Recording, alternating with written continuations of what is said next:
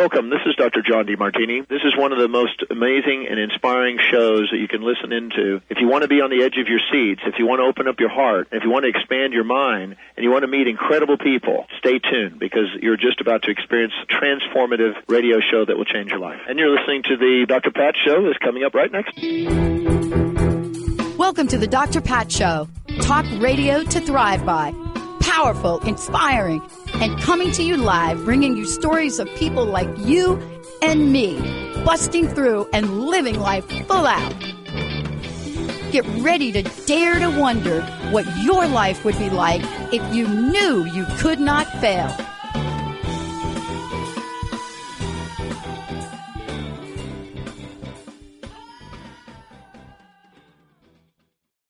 Hey, everybody, I want to welcome. It's a great conversation we're getting ready to have with somebody that I've known for a while.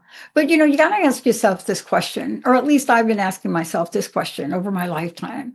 What is it that I've learned, if anything, from relationships? And I always get that blank look on my face, especially if I'm looking in the mirror. Well, there are some things that some of us are meant to do, and there are some things that Tiffany Watkins is meant to do. And that's today's show, because we're here to talk about how did we get here? 9 moves toward understanding your power in love.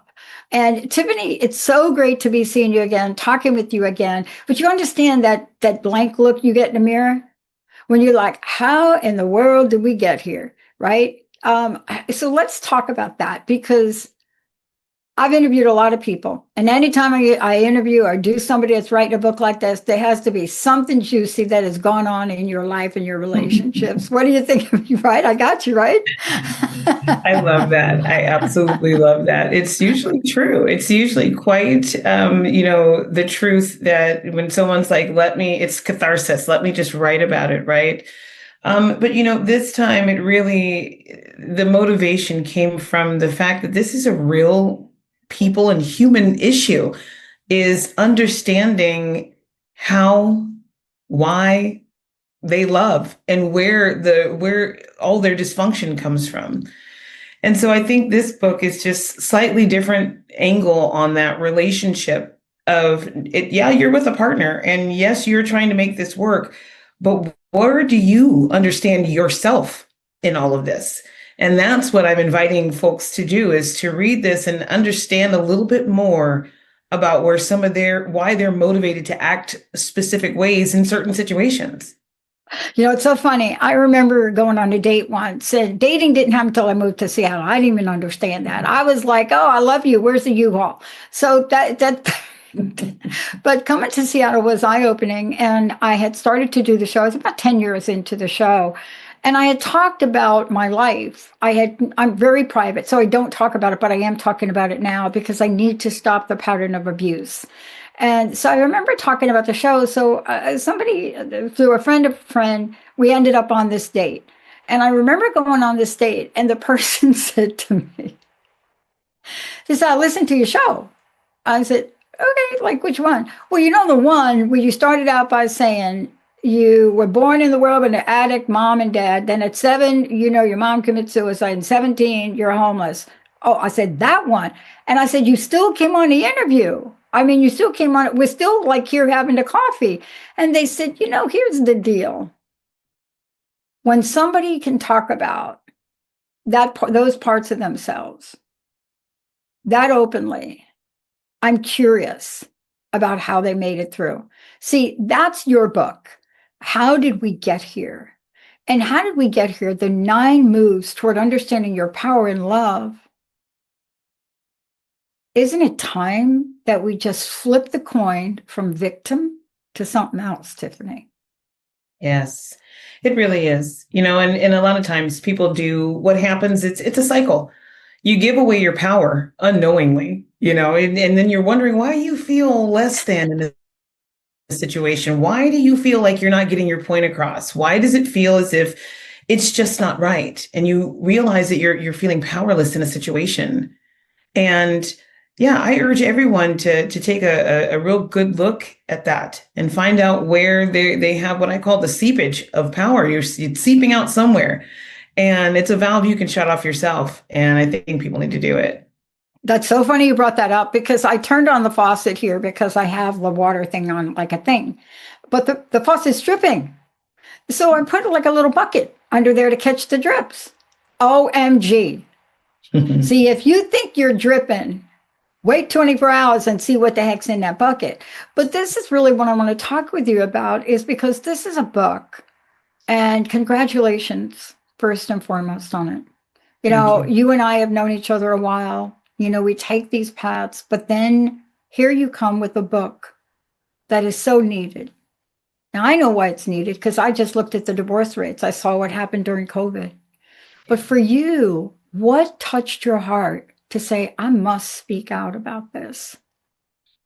I'm a private person too, like what you said. We're the ones, we are in front of a lot of people. We talk a lot, but we are always helping someone else. And we're pulling upon these deep experiences, but we're not really talking about them.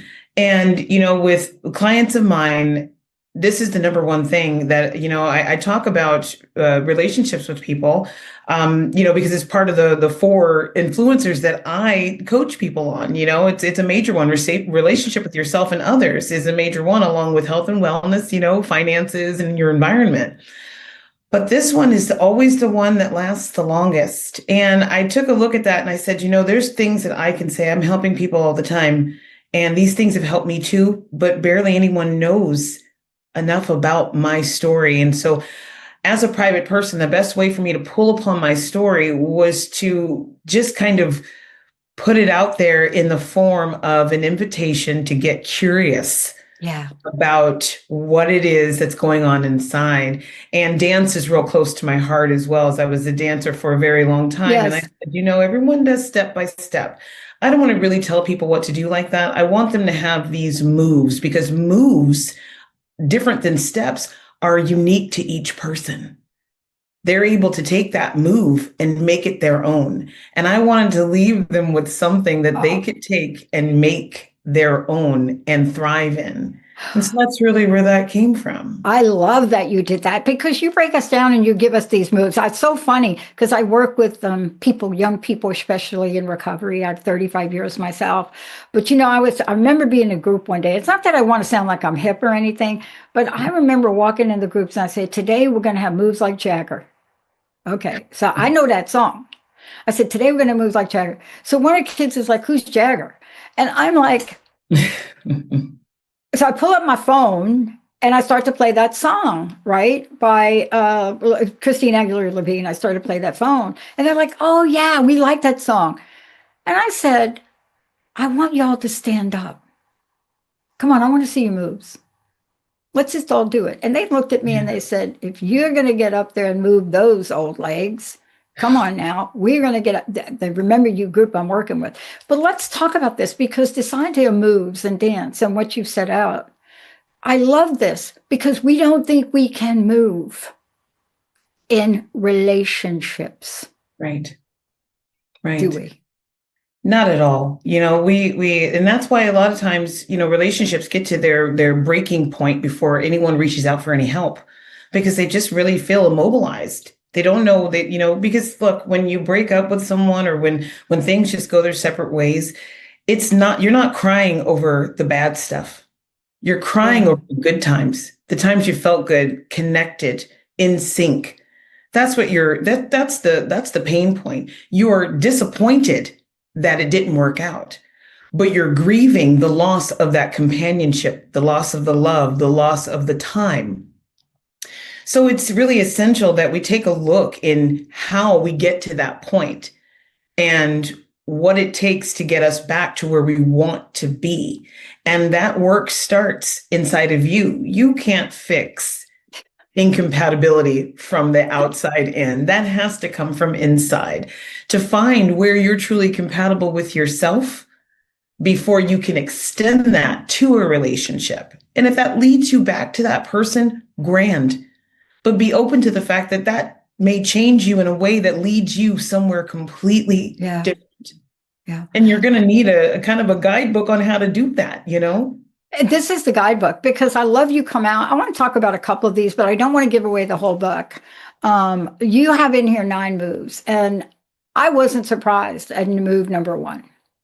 And I want to say, people think, oh, this is like, no, it's simple things too. Let's talk about this, because I am one of those people that got back to my first love. I am one of those people, and I'm blessed. I mean, there's just something about that. But even still, I'm different in the way so I'm a processor. I process out loud. So if I'm doing something, let's say I'm fixing something.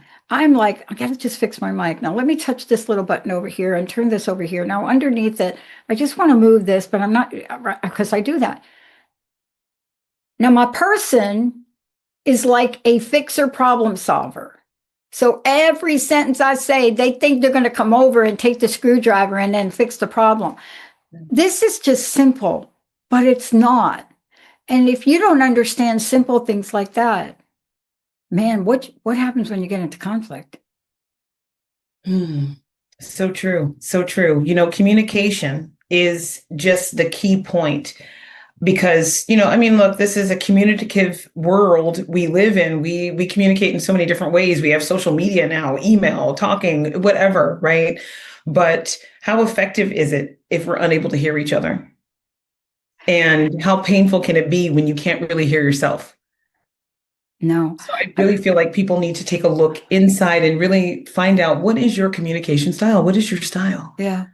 How do you get heard? How is it that you receive information? And then what are you going to do? Like, to your point, you said you need to process some things. I'm going to go through my process. And then your person wants to immediately, as soon as they see the twitch in your brow, as soon as they see that, they're like, I've got something, I can fix that, and everything.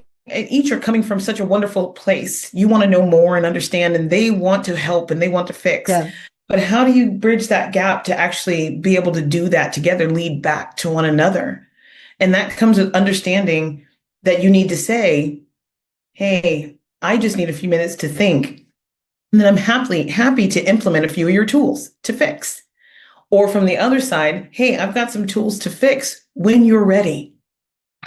I love this. I want to just hit you up with something right here, because I got to congratulate you on using the word power.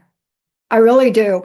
I don't know what's going on in the publishing world and what's going on out there with people, but I want to say, using the word, I have a show called Power Up with Dr. Pat. And, people are like, ooh, power up. What?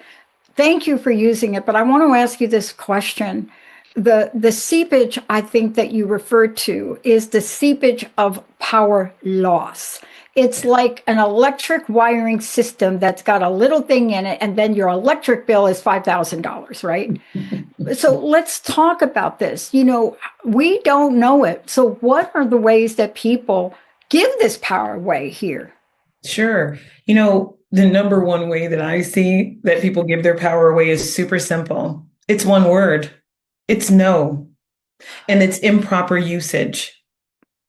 A lot of times people will say yes to things. They'll say it verbally, they'll say it with duty or service. And what they really mean is no.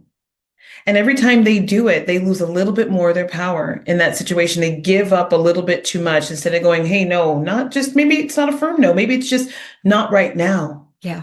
I need to do this first before I'm able or ready to do that, and not exercising that.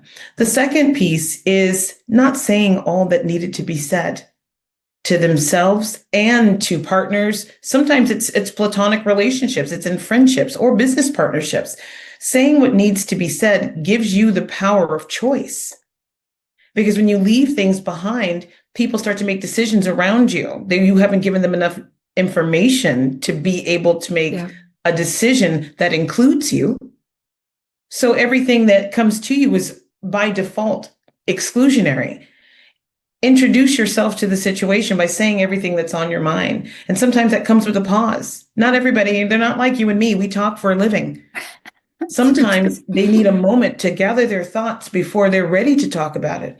Exercise saying, I need a moment. Yeah. I love that you're talking about this, because we had a family situation not too long ago, and boy, it escalated. I thought I was on an escalator to heaven, but then I thought it was an escalator, where. And it was a conversation that went sideways within 30 seconds. And, without having some of the tools you're talking about here, like take a pause. Or if you're on a call and it gets real seriously abusive, you got to be able to say, oh, wait a minute, you know what? I need a moment here to think about it. I'm going to have to go right now. But, what you shared is so important. Is there a flip side to that, Tiffany? And the flip side that I hear about is I'm a yes person. I'm just gonna yes you till you love me. You're laughing. But I mean that's the flip side of it. Can that get us also into this drip of power? 100%. It really can. Because when you say yes to everything and your agreement lies on the other person, then you're not really being true to self. We all have nuances. We're all different types and we're all different people, different personalities, different modalities. There are inherent differences in you look at one apple and you're going to see it in two or however many people are there different ways, right? And if you're always saying yes, you're being inauthentic to what you want and who you are. Okay. And nothing is foolproof. Some people just love yes, and maybe they do truly agree, and kudos. But the moment you don't, and you do say yes still, therein lies your problem. Yeah. You really always want to examine, is this something I'm really behind? Is this something I really can agree with? How does this affect me? And in what ways? Before you give your affirmative answer or agreement, right? And I think that's really down to it, is that I think that we lose our power when we don't bring things to ourselves first. Yeah. Everybody talks about self-care. And that's a part of it. Yeah, it is. And you got to understand what that means. Because self-care doesn't mean like, oh, I'm going to self-care for myself by helping my friend cook. Well, maybe that's it. But let's talk about this. Your new book release, for those of you just tuning in, I'm just telling you, Tiffany Watkins here, joining me here today. How did we get here? Great question. 9 moves towards understanding your power in love. Now, where is this available? How are people going to be able to find it and get it? And I hope you're doing an audio version with it. I will be doing an audio version with it. Certainly. I mean, who doesn't love audiobooks? And it's just great to have that. It is available at Barnes & Noble, and you can purchase it online, and it will be in select stores. Now, look, we're talking about 9 moves, and I love that you talked earlier about dance. But there are a couple questions here in the book, because there are books that come out and you've heard it like a million times, right? But you don't hear it. You just don't hear it. I want to talk to you about the 9 moves because it really breaks tradition from where I sit. You know what I'm saying? It breaks a tradition, but it gets to the place where you can create something lasting. The other thing I'd love for you to address is when you're in relationships, may I say painful, a lot of things get dinged. Confidence, you name it. And my friend said to me once, there are 2 things, Pat, you can't undo. You can't unsee something you didn't want to see, like something in the physical world. And the second thing is you can't unhear something painful. And then the caveat always was with the right tools. So talk us through this and what you're bringing in here to tap at the emotional level of people. Yeah. And those are great points that they can't unsee and can't unhear. It's true. It's true. We all remember that little thing that was said maybe in grade school that just really stung us. Really, it just never seems to fall away. But the further away you get from it, the more tools you build in between you and that time period. And I think that's what this book is helping you do. This book is helping people take a look at the things that have hurt, the words that weren't said, the misunderstandings, the conflicts that weren't necessarily resolved or didn't lead them back to their person or even back to themselves. They're looking at their forgiveness rate and did I give away too much and things like that. And in each move, in each section of this book, I'm inviting folks to pause and think about what it truly means to them.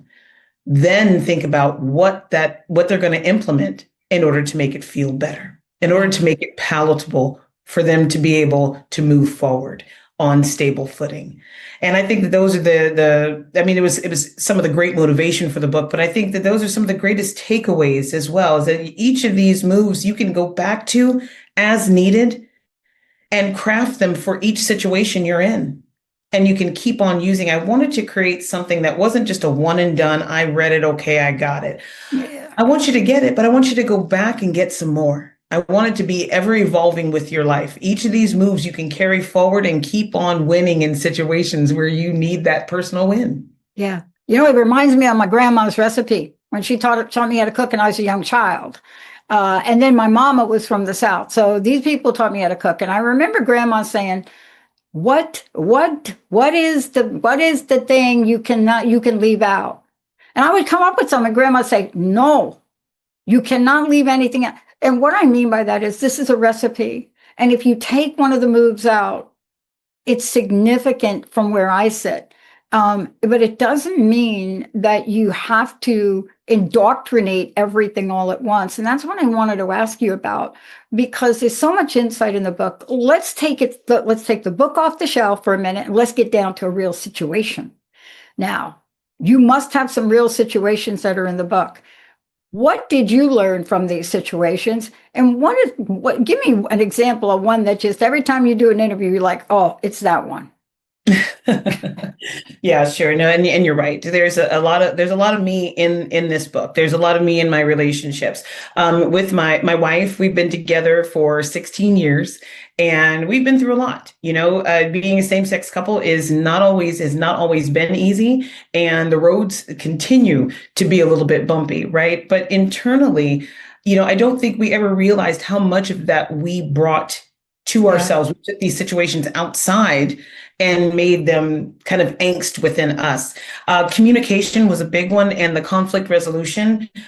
Really, I tapped into a lot of and probably a bit of that past trauma, because with us, we both have backgrounds that have included some abusive things. Yeah. And we each bring that baggage to this relationship. And I say bring in the present tense because we continue to bring it to this relationship. But the one thing that we do when conflict arises is that we reach for resolution within ourselves so that we can come back to each other. That is an important part. And that's been the longevity of our relationship, is being able to always constantly find each other across the chasm of hurt that comes from behind us and situations that stand in front of us. We don't want anything coming between us. So we work in terms of resolution of self and then with each other, and always come back. I think it's in the dedication of the book, is that, she's the one who sees my everything and still brings me coffee. Yeah. And ultimately what that really means is that no matter what goes on between us, we use these style of moves to always come back to center, which is the two of us. I think without that blueprint, it's chaos. Now, being in relationship, we have moments, especially now in the world, we have moments now where every moment is an opportunity for one thing, another. But you can get the sense right in your gut when something's awry. You get it, yes. But you don't know what to do with it. And I think that, there's a dynamic in here that I love about the book. And I just want to say this to you. We're talking about love relationships, but I have a family situation. And when I saw this, I'm thinking, I have got to get me a copy of that book. And I got to really look at it carefully, because it spills over into those kind of relationships with our love relationships too. And I wanted to ask you this question, what's your vision for this, Tiffany? I know you well enough to know you have a vision. I know there's a change agent inside of you that wants to help people to see a different outcome. What is that? I think the vision for this is to carry people forward. Like I said, some of the motivation was the fact that I talk to people. I coach in multiple areas, but this is the one we always come back to in almost every single quadrant. We come back to this. And so I want to be there for folks, and I want to be along this journey as a guide, as a listening ear or a soundboard, whatever is needed, because I think that this is in the temperature of where we are in the world right now. I think that we need as much of this as possible. And I intend to do my part. And, I'm a speaker and a writer, and this is the way I can attempt to help people at a time when they really, really feel at their lowest. And so that's the real vision for this book is to expand in this arena for my coaching business and further books on the matter. I got to tell you, there's one I got to talk to you about. I know we don't have a few minutes left, but I must ask you about it because it is one of the moves that people do not want to talk about. Because every time you bring it up, everybody's like in crazy town about it, and it's number 5. It's move number 5. It's independence, because that comes out in the weirdest of ways, right? Yes. I remember a relationship of mine ending with one sentence: "I'm called to be alone." What? And, my response was, great. I'm going to put you on a rocket. I'm going to send you to the furthest planet. That was my reaction. But independence is something that I think has become in jeopardy for people because we don't know how to navigate these moves. What is it? Is it ballroom dancing? Is it Latin dancing? Talk about that for a minute, if you could, because I didn't expect it to be in your book. Sure. Independence is a major part of relating to people. You must maintain yourself. And you're right. Right now, with the emergence of massive social media, we are so interconnected and not independent in our thoughts. And we bring that over into our relationships. We must remain ourselves to bring our best self to the relationship. So I urge and encourage folks to take real good heed to that move and find out what makes you thrive on your own. You must be your best version of you by yourself to be able to intertwine with someone else and achieve interdependence that's healthy.